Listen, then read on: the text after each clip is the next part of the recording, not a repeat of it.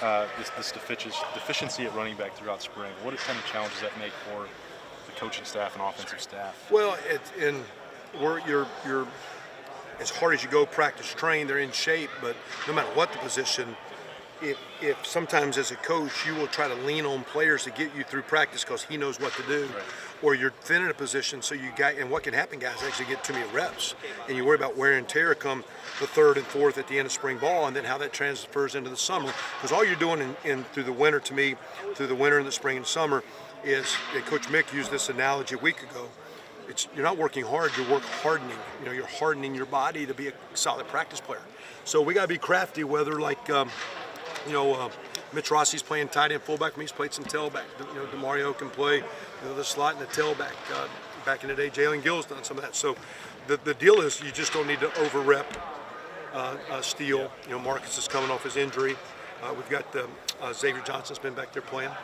And so, we'll end up having, 3-4 by the time the signee comes back and the guys will be healthy. We'll be back to a good complement of 4 or 5, really 6, 7 bodies. But right now, and you also want to make sure you have quality reps. So we did a little bit of that today where, Mitch got his little and DeMario, and that's really, we can expand. We've wanted to expand a package for DeMario that never has really taken off. We've wanted to. I've actually wanted to do that with Mitch. Had a kid at Oklahoma, a couple of them. That were kind of fullbacks with DeMarco Murray, and all of a sudden we moved DeMarco out, and the fullback was a running back, and then the next play was 2-back. And so there's a role for Mitch maybe. So this gives Mitch an opportunity to play in the backfield a little bit, but he's still a tight end. It gives DeMario to play a little bit of receiver time. We'll just work through the reps. The real deal is we just don't need to load up Steel Chambers, and get him through the deal. Kevin, I know you can't say much about Master Teague, but what can you tell us? Are you optimistic that it's not too serious? I'm always optimistic. So you think you will have him for the start of the season if you had to guess? I would think so. But time will tell. And I think the worst thing you can do, and I for years I've said, when someone says it's a 6-month injury, what happens if some guys just heal slower, and all of a sudden that kid or that family thinks he's behind? It's a 2-week ankle injury, and all of a sudden it takes 4. And then you start thinking, some guys just they heal faster, their bodies recover faster. Sometimes they get treatment better than others. Sometimes the injury's a little bit worse than you think. So to say there's a specific timeline, but I think the timeline of what it looks like that's one of the reasons why we do some of these practices before spring ball. You get a chance to get them back.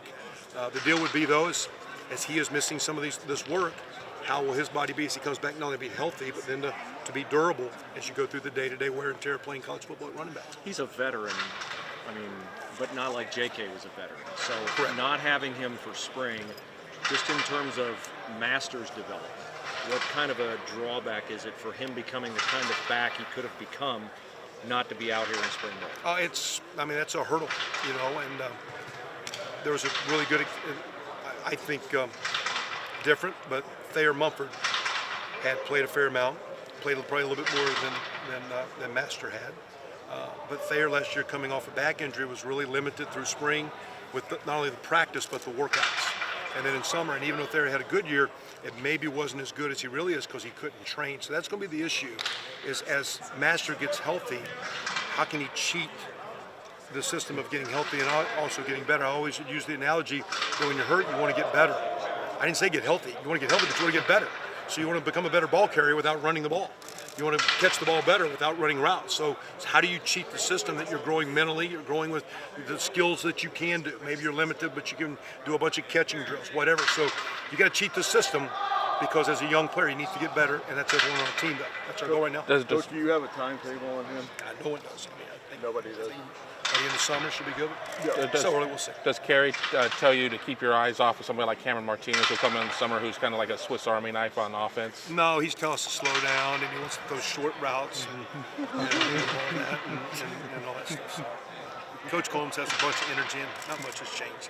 Life's good. Kevin, great to have him back. What's your early impressions of Cade since he made the switch to tight end? You worry about, like all the guys, that the plays get in the way of the athletes you are. I think sometimes as we went through some stuff in winters, he looked sometimes to me, you could tell a quote fish out of water. like to see him be a little bit more smoother, fluid. But when you got out playing ball, you can tell he's a natural good football player, a good basketball player. Guy's played a lot of ball. With his family and his dad's background, always, so when we get out running around, he naturally kind of finds the right place, and he might look a little out of control or out of whack, and he's kind of doing it on the run. But he's a good football player. I think it's going to be a good move for him and a good move for us. Got a lot of work to do, but he's going to be good. Why'd you move him? Excuse me? Why did you guys move him? Well, it started with Coach Johnson wanted Kamarte Hamilton at D-line, and so he thought he had a chance. He wanted that actually back during the season. And I kind of balked it because when Kamarte got here, he had a hamstring injury that nagged, and I worried about him being from Memphis, long way from home, and wasn't playing, and I didn't want him to move and not feel wanted. And I kind of said, no, let's just keep him tight end. And when the season ended, as we went through recruiting, he said, hey, man, I really think, I said, let's talk to Kamarte. And then we started talking, it looks like Cade could be a tight end. So it was kind of a mutual kind of thing, like, hey, we thought it'd maybe be best for both kids. We'll see how it plays out. Short term looks good. But it kind of started with Coach Johnson's suggestion of maybe wanting to look at a tight end and wanting to balance our room out. And I was told when we recruited Cade, I was never allowed to go see him because the recruiters thought he could be a good tight end, and if I walked in the building, it would be a bad deal. So I was dying to watch him play high school basketball, and I was prohibited from doing so. So it was a trade, basically. Straight up trade. Whatever, Hamilton for Stover. But it really just started. Coach started with Coach Johnson. We thought Cade could, but Coach Johnson really thought, let's give Kamarte a chance. I thought Kamarte was going to be a physical, good-looking, but Kamarte was dieting, weighing 265, 268. He was kind of outgrowing the spot. And that being said,